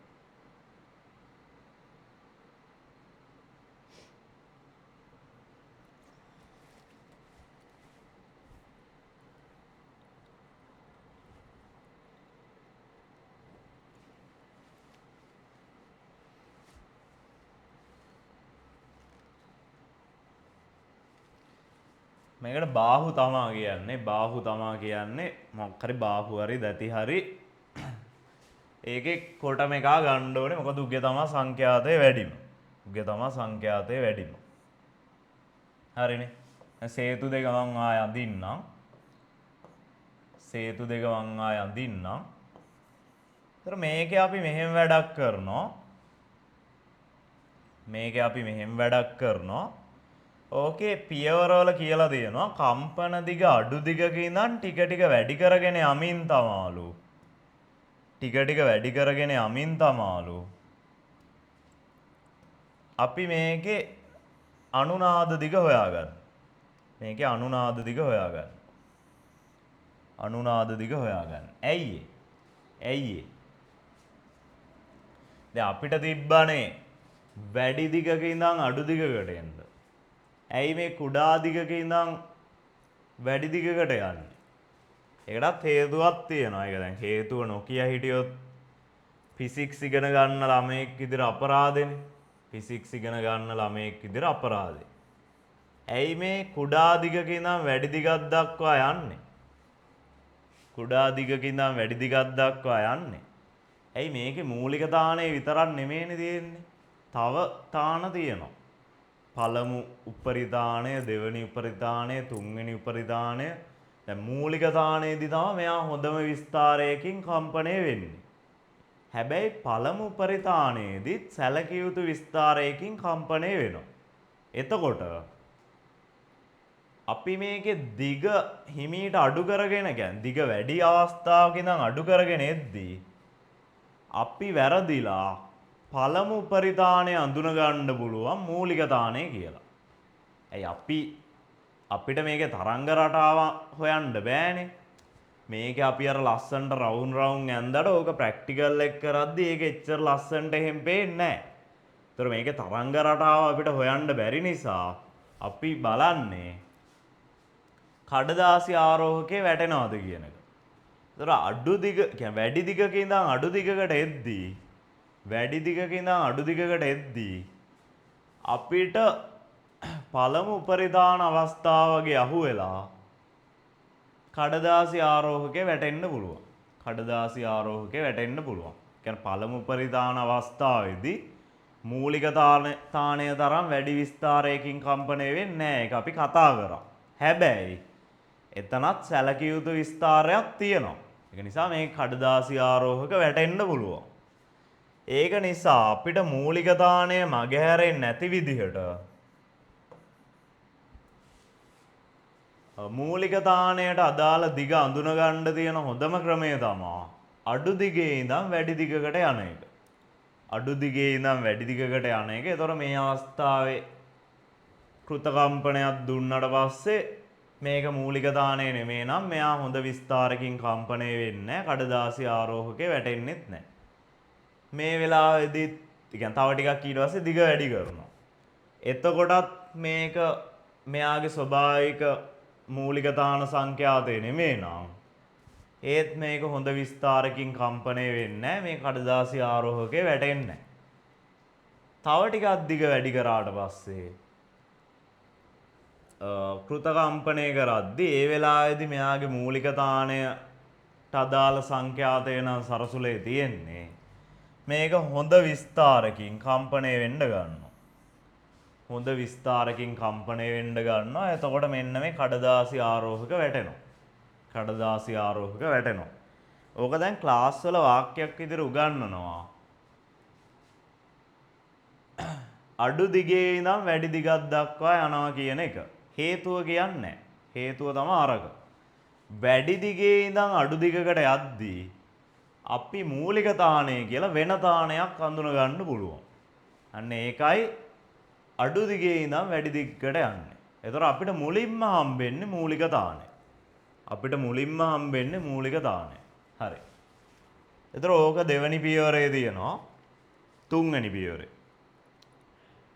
දැන් දී ඇති සරසුල් පද්ධතියේ වැඩිම සංඛ්‍යාතය සහිත සරසුලෙන් පටන්ගෙන සංඛ්‍යාතය අඩුවන පරිදි සරසුල් සමග ධ්වනිමාන කම්බිය අනුනාද වන දිග සරසුලේ සංඛ්‍යාතය සමග වගුගත කරන්න මෙහිදී F හා L සඳහා අනුරූප අගයන් 6ක් පමණ ලබා ගන්න. සංඛ්‍යාතයේ වැඩිම සරසුලෙන් ආරම්භ කරනුයේ එයට අඩුම අනුනාද දිගක් පවතින බැවින් L සමානයි බිඳුවේ සිට දිග ආරම්භ කර ක්‍රමයෙන් වැඩි කර යමින් පරීක්ෂණය කළ හැකි බැවිනි. ඒක වෙනම කතාවක්. ඒ අර මුලින්ම වැඩිම සංඛ්‍යාතය සහිත සරසුල පාවිච්චි කරන්න හේතුව.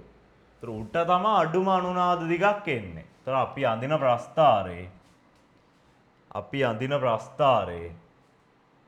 මෙහෙමනේ තියෙන්නේ. එකයට F සමානයි L එකයට F ඉදිරිය L නේ අඳින්නේ. ඒතර වැඩිම සංඛ්‍යාතය සහිත සරසුල පාවිච්චි කරොත් ඒ වෙලාවේ තමයි අඩුම මූලික අනුනාද දිග එන්නේ. මේ හරියෙන් වගේ කණ්ඩාංක එනවා. ඊට පස්සේ ඊළඟට සංඛ්‍යාතය වැඩි එකක් තෝරගන්න. උට මේ හරියෙන් වගේ දිගක් එයි. ඒතර අපිට අර ප්‍රස්ථාරේ ගානට ඇඳගෙන යන්න පුළුවන්. ඒ වාක්‍ය හයිලයිට් කරගන්න. සංඛ්‍යාතයේ වැඩිම සරසුලෙන් ආරම්භ කරනුයේ එයට අඩුම අනුනාද දිගක් පවතින බැවිනි කියන එක. L සමානයි බිඳුවේ සිට දිග ක්‍රමයෙන් වැඩි කරගෙන යමින් ඒක කරන්න පුළුවන් කියන එක. මේක වෙනම කතාවක්. මේක වෙන්නේ දැන් අපි සරසුලත් තෝරගෙන ඉවරයි. සරසුලත් තෝරගෙන ඉවරුණාට පස්සෙත් මෙන්න මේ මූලික අනුනාද දිග අපිට වැඩි අගයක ඉඳන් අඩු අගයක් දක්වා අඩු කරගෙන ඇවිත් හොයන්නත් පුළුවන්. නැත්නම් අඩු අගයක ඉඳන් වැඩි අගයක් දක්වා දිග වැඩි කරමින් හොයන්නත් පුළුවන්. අන්න ඒ වෙලාවේදී අඩු අගයක ඉඳන් වැඩි අගයකට යන්න හේතුව තමයි හරියටම මූලික තාණය මුලින්ම හමු වීම. දැන් ඒක මේකේ දීලා නැහනේ. අන්න ඒක පොඩ්ඩක් ලියා ගන්න. මේකේ හතරවෙනි වාක්‍ය ගාවින් මෙහෙම ලියා ගන්න. සංඛ්‍යාතය දන්නා සරසුලක්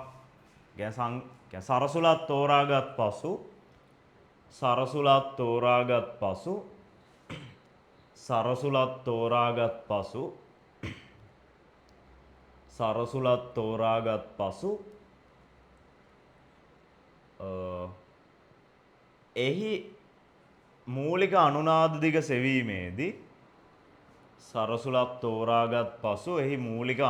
දිග සෙවීමේදී දිග අඩු අගයක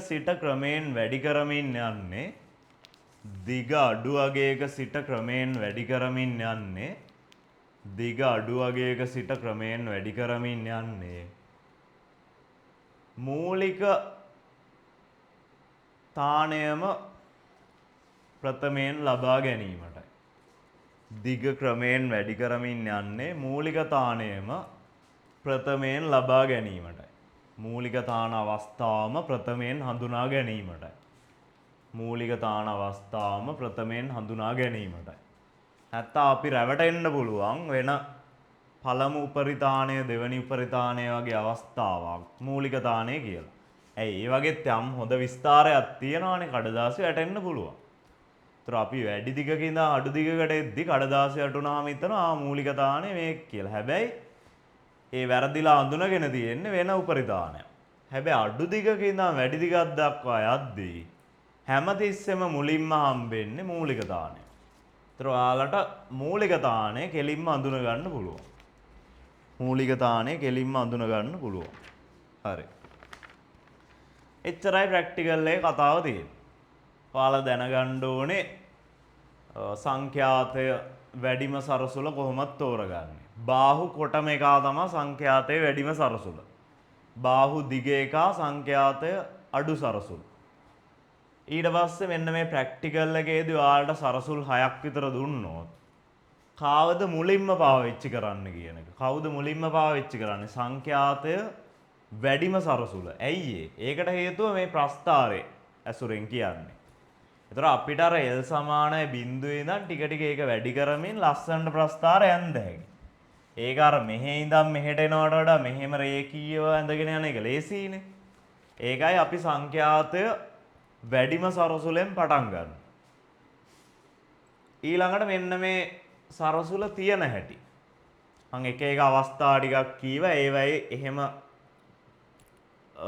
සරසුල තියන්න බැරි. තියන්න ඕන ක්‍රමය තමයි ධ්වනිමාන පෙට්ටිය උඩින් කම්බියේ මැදයට ළඟින්.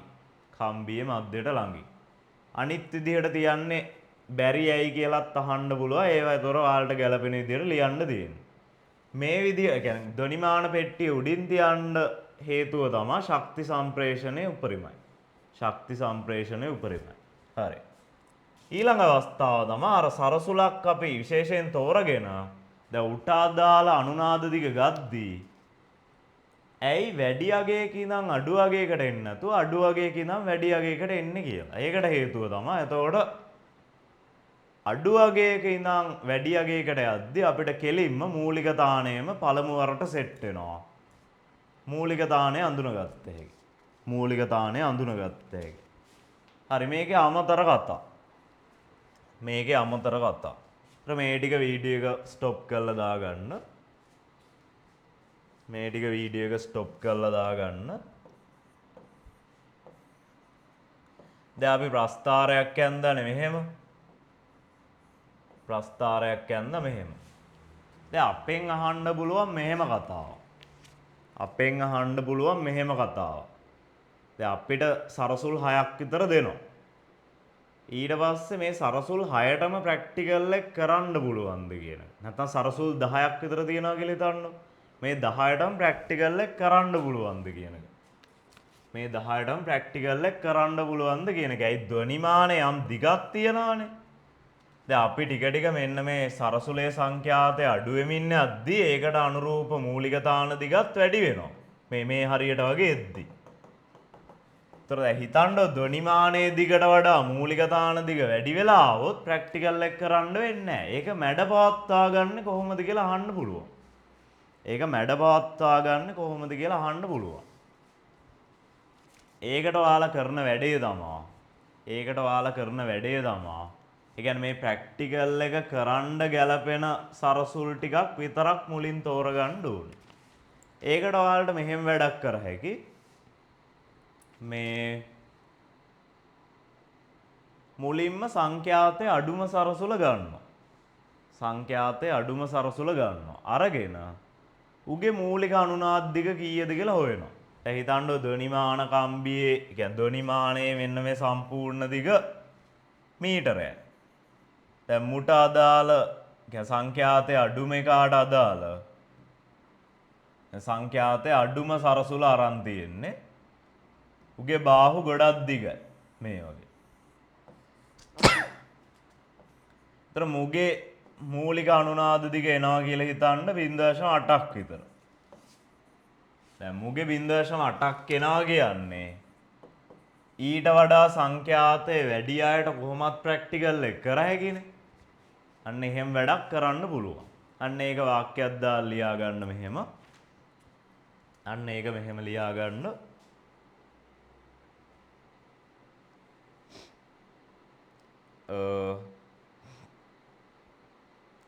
සියලු සරසුල් සඳහා රතු පෑනෙන් දරුවක් දාලා ලියා ගන්න. සියලු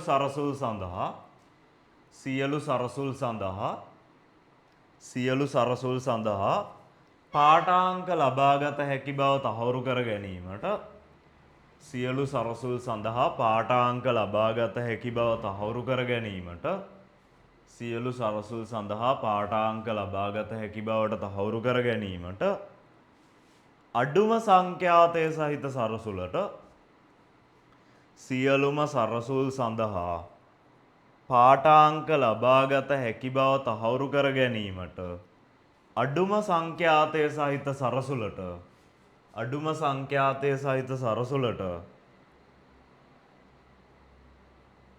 අඩුම සංඛ්‍යාතය සහිත සරසුලට අදාළ අනුනාද දිග ලබාගත යුතුය. අඩුම සංඛ්‍යාතය සහිත සරසුලට අදාළ අනුනාද දිග ලබාගත යුතුය. අදාළ අනුනාද දිග ලබාගත යුතුය. අදාළ අනුනාද දිග ලබාගත යුතුය.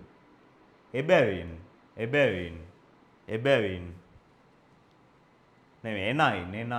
එනයින් ඊට වඩා සංඛ්‍යාතය වැඩි සරසුල් එයට වඩා සංඛ්‍යාතයේ වැඩි සරසුල් වලටද පරීක්ෂණය සිදු කළ හැකි බවට තහවුරු වේ.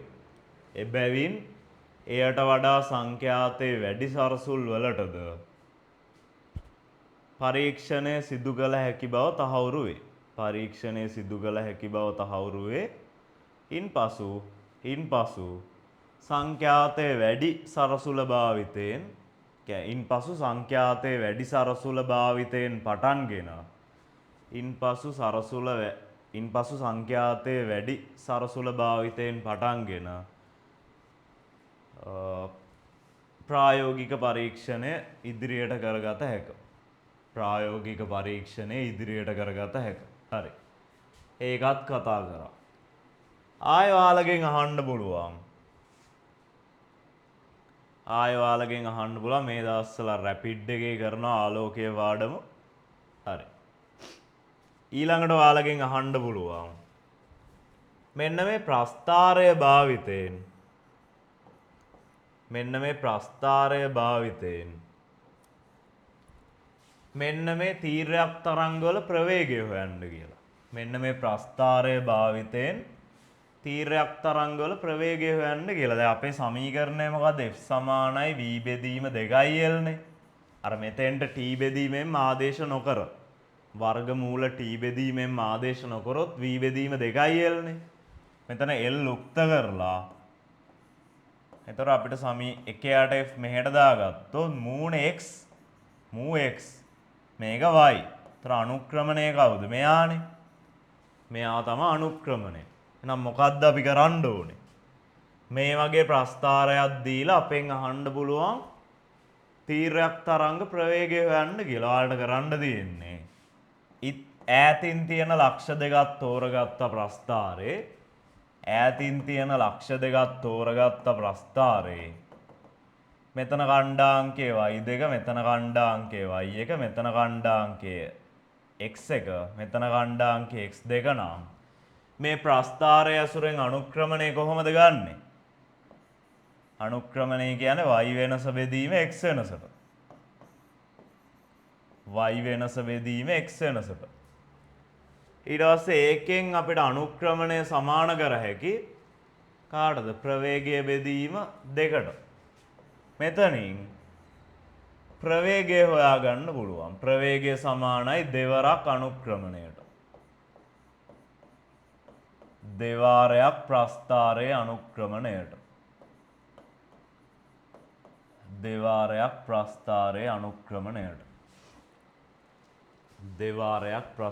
අනුක්‍රමණයට.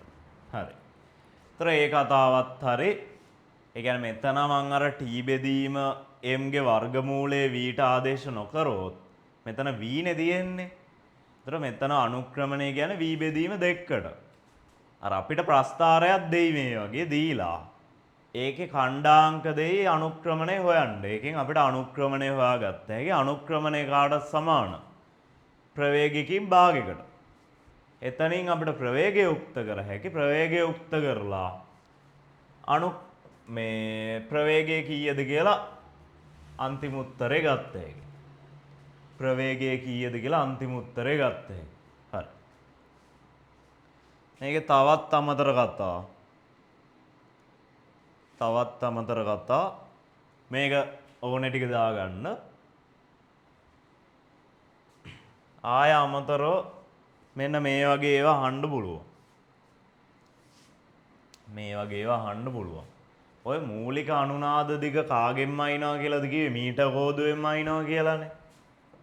මූලික අනුනාද දිග නැත්තම් L කාගෙන්ද මැන්නේ? ඒකම අයින්නවා කිව්වේ මම මීටර් කෝදුවෙන්. මීටර් කෝදුව වල මොකද්ද කේස් එක? ඔය ප්‍රැක්ටිකල් වලදී අපි කියනවා මීටර් කෝදුවකින් මයින මිනුමක් අපිට භාවිත කරන්න පුළුවන්. ඒක සෙන්ටිමීටර් 10ට වැඩි නම් විතරයි. අඩුම සෙන්ටිමීටර් 10ක්වත් වෙන්න ඕනේ. ඒතර අපි මොකද කරන්න ඕනේ? ඊට වඩා අඩු දිගක් එනවා නම් හැමතිස්සෙම. එහෙනම් අපේ සමීකරණය කවුද? L සමානයි v බෙදීම 2 වාරයක් 1යට f නේ. 1යට f. එතන v කියන්නේ කවුද? වර්ගමූල ඇතුලේ t බෙදීම m නේ. දැන් මේක අපිට වෙනස් කරන්න බෑනේ. ඒක ඒකක දිගකට ස්කන්ධයේද අදාළ තන්තුවේ. හැබැයි ආතතිය වෙනස් කර හැකි නේද? ආතතිය වෙනස් කරොත් මෙන්න මේ අනුනාද දිගත් වැඩි වෙනවා.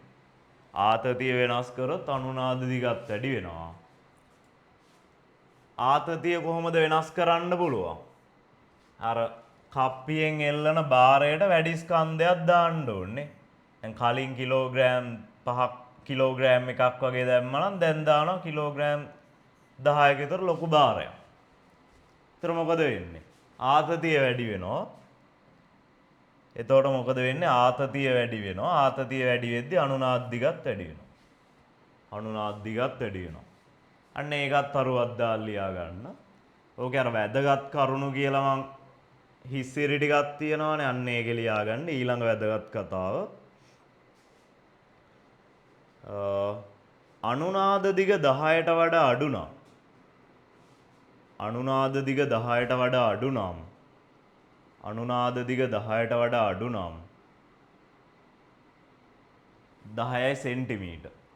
අනුනාද දිග සෙන්ටිමීටර් 10ට වඩා අඩු නම්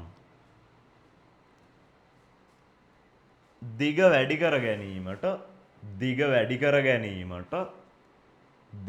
කර ගැනීමට T ආතතිය වැඩි කරගත යුතුය. දිග වැඩි කර ගැනීමට T වැඩි කරගත යුතුය. ඒ සඳහා වැඩි ස්කන්ධ භාරයක් යොදා ගනි. ඒ සඳහා වැඩි ස්කන්ධ භාරයක් යොදා ගනි. ඒ සඳහා වැඩි ස්කන්ධ භාරයක් යොදා ගනි. ඒ සඳහා වැඩි ස්කන්ධ භාරයක් යොදා ගනි. ඕන්නම් මේකේ ඒ ටිකත් සටහන් කරගන්න. දැන් මේකේ වීඩියෝ එකට දික් වුණා.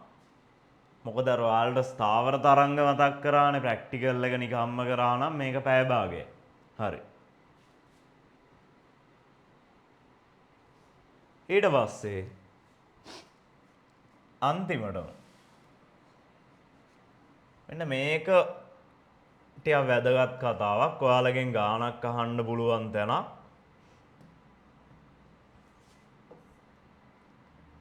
මෙන්න මේ කඩදාසි ආරෝහකේ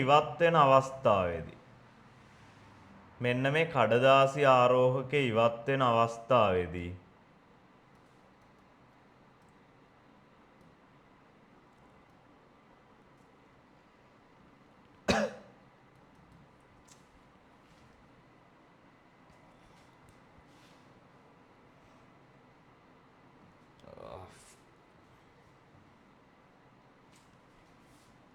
ඊළඟ පේජ් එකට යන්නම්කො. මේක පොඩ්ඩක් ස්ටක් වෙනවා.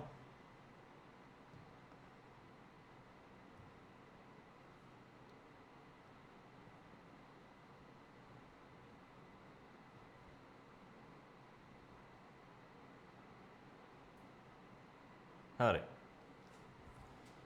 අන්තිම කතාව තමයි අන්න මේ කඩදාසි ආරෝහකේ ඉවත් වෙන අවස්ථාවේදී මේ සේතු තියෙන්නේ කඩදාසි ආරෝහකේ ඉවත් වෙන අවස්ථාවේදී මෙන්න මේකේ විස්තරයට සමීකරණයක් අහන්න පුළුවන් ඔයාලගෙන්. මෙන්න මේකේ විස්තරයට සමීකරණයක් අහන්න පුළුවන්.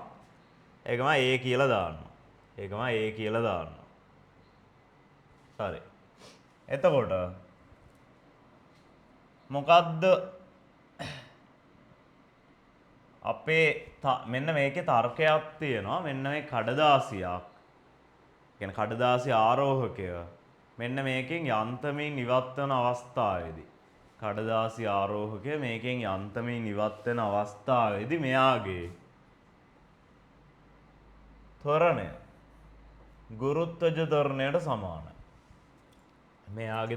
ගුරුත්වජ ත්වරණයට සමානයි.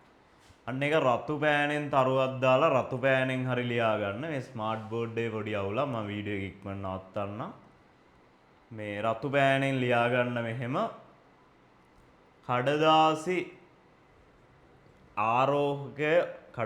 ආරෝහකය යන්තමින් ඉවත් වන අවස්ථාවේදී කියන්නේ යන්තමින් හොඳටම විසික් වෙනව නෙමෙයි යන්තමින් විසික් වන අවස්ථාවේදී එහි ත්වරණය කඩදාසි ආරෝහකේ යන්තමින් ඉවත් වන අවස්ථාවේදී එහි ත්වරණය ගුරුත්වජ ත්වරණයට සමාන වේ. එහි ත්වරණය ගුරුත්වජ ත්වරණයට සමාන වේ. හරි ඔයාලා ඉගෙන ගන්න ඕනේ මෙන්න මෙහෙම සමීකරණයක් සරල අනුවර්තීය චලිතේ ත්වරණය එන්නේ කාගෙන්ද? ඔමේගා වර්ග x ගෙන්නේ. ඔමේගා වර්ග x ගෙන්. දැන් මෙතනදීනේ මෙයාට උපරිම විස්තරයක් තියෙන්නේ මේ මැද ඉන්න ආරෝහකය අයින් වෙන අවස්ථාව තමයි සලකන්නේ. උට තමයි උපරිම විස්තරයක් තියෙන්නේ. ඒතර මෙතන විස්තරයට මම ආදේශ කරනවා a. ඒතර ඉවත් වෙන අවස්ථාවේදී ත්වරණය කාටද සමාන? ගුරුත්වජ ත්වරණයට. එහෙනම් g සමානයි ඔමේගා වර්ගය. ඒතර මේක අර යන්තමින් ඉවත් වෙන අවස්ථාව. යන්තමින් ඉවත් වෙන අවස්ථාව.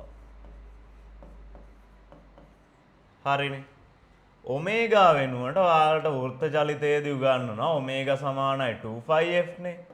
ඒක මෙතෙන්ට ආදේශ කරොත් g සමානයි 2πf ගේ වර්ගය වාරයක් a කියලා ලැබෙනවා. නැත්නම් g සමානයි 4යි phi වර්ග f වර්ග a කියලා සමීකරණයකුත් ගත්ත හැකියි. හරිනේ. මෙන්න මේක තමයි ඔයාලා තර්ක විදියට ඔලුවට දාගන්න ඕනේ. මෙන්න මේ කඩදාසි ආරෝහකයේ අන්තමින් ඉවත් වෙන අවස්ථාවේදී ත්වරණය ගුරුත්වජ ත්වරණයට සමානයි. ඒතර මේ වෙලාවේ විස්තරයට සමීකරණයක් ගන්න ගියොත් මේ වගේ ගත්ත හැකියි. සංඛ්‍යාත එහෙමත් දීලා දැන් මේ සංඛ්‍යාතය කාටද සමාන? ඒ වෙලාවේ සරසුලේ සංඛ්‍යාතයට. ඒ වෙලාවේ සරසුලේ සංඛ්‍යාතයට g කියන්නේ ගුරුත්වජ ත්වරණයට a කියන්නේ විස්තරය. ඒ විස්තරය f කියන්නේ සරසුලේ සංඛ්‍යාතය g කියන්නේ ගුරුත්වජ ත්වරණය.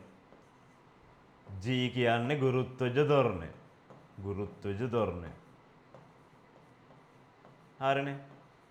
ඒතර ඔය අන්තමින් ඉවත් වෙන අවස්ථාවනේ අර. එහෙම නැති වෙලාවේදී නිකන් ඉවත් වෙන අවස්ථාවක් ගැන කීවොත්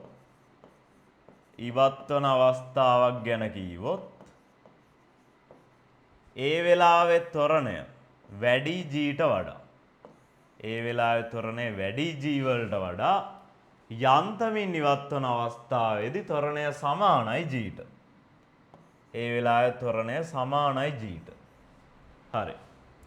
මේ ටිකත් සටහන් කරගන්න මම වීඩියෝ එක නවත්තන්න. එතකොට අර YouTube වීඩියෝ බලන අයට මට ටිකක් දාන්න බැරි වුණා කාලෙකින් වීඩියෝ එකක්. රැපිඩ් රිවිෂන් එක පටන් ගත්තට පස්සේ පොඩ්ඩක් බිසි වෙලා හිටියේ.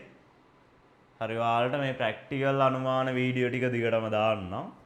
ඒකෙන් වැඩක් ගන්න. හරි. එහෙනම් මම මේ සෙෂන් එක නවත්තනවා. මේ ඊළඟ සෙෂන් එකකින් හමු වෙමු. මේකේ මොකක් හරි අඩුපාඩු තියෙනවා නම් හරි නැත්නම් සෙෂන් එක හොඳයි නම් හරි කමෙන්ට් එකක් දාන්න මේකෙන් වැඩක් වුණා කියලා. මේ ධ්වනිමානය තව ප්‍රැක්ටිකල් එකක් තියෙනවා. ඒක මම ඊළඟට දාන්නම්. දැන් මේ වීඩියෝ එකේ ටයිම් එක වැඩි වුන නිසා මම එක ප්‍රැක්ටිකල් එකක් කරලා නවත්තනවා. ඔයාලට දුන්න ටියුට් PDF එකේ 2020 ගාන. 2020 ගාන ඔයාලට හැදුවේ.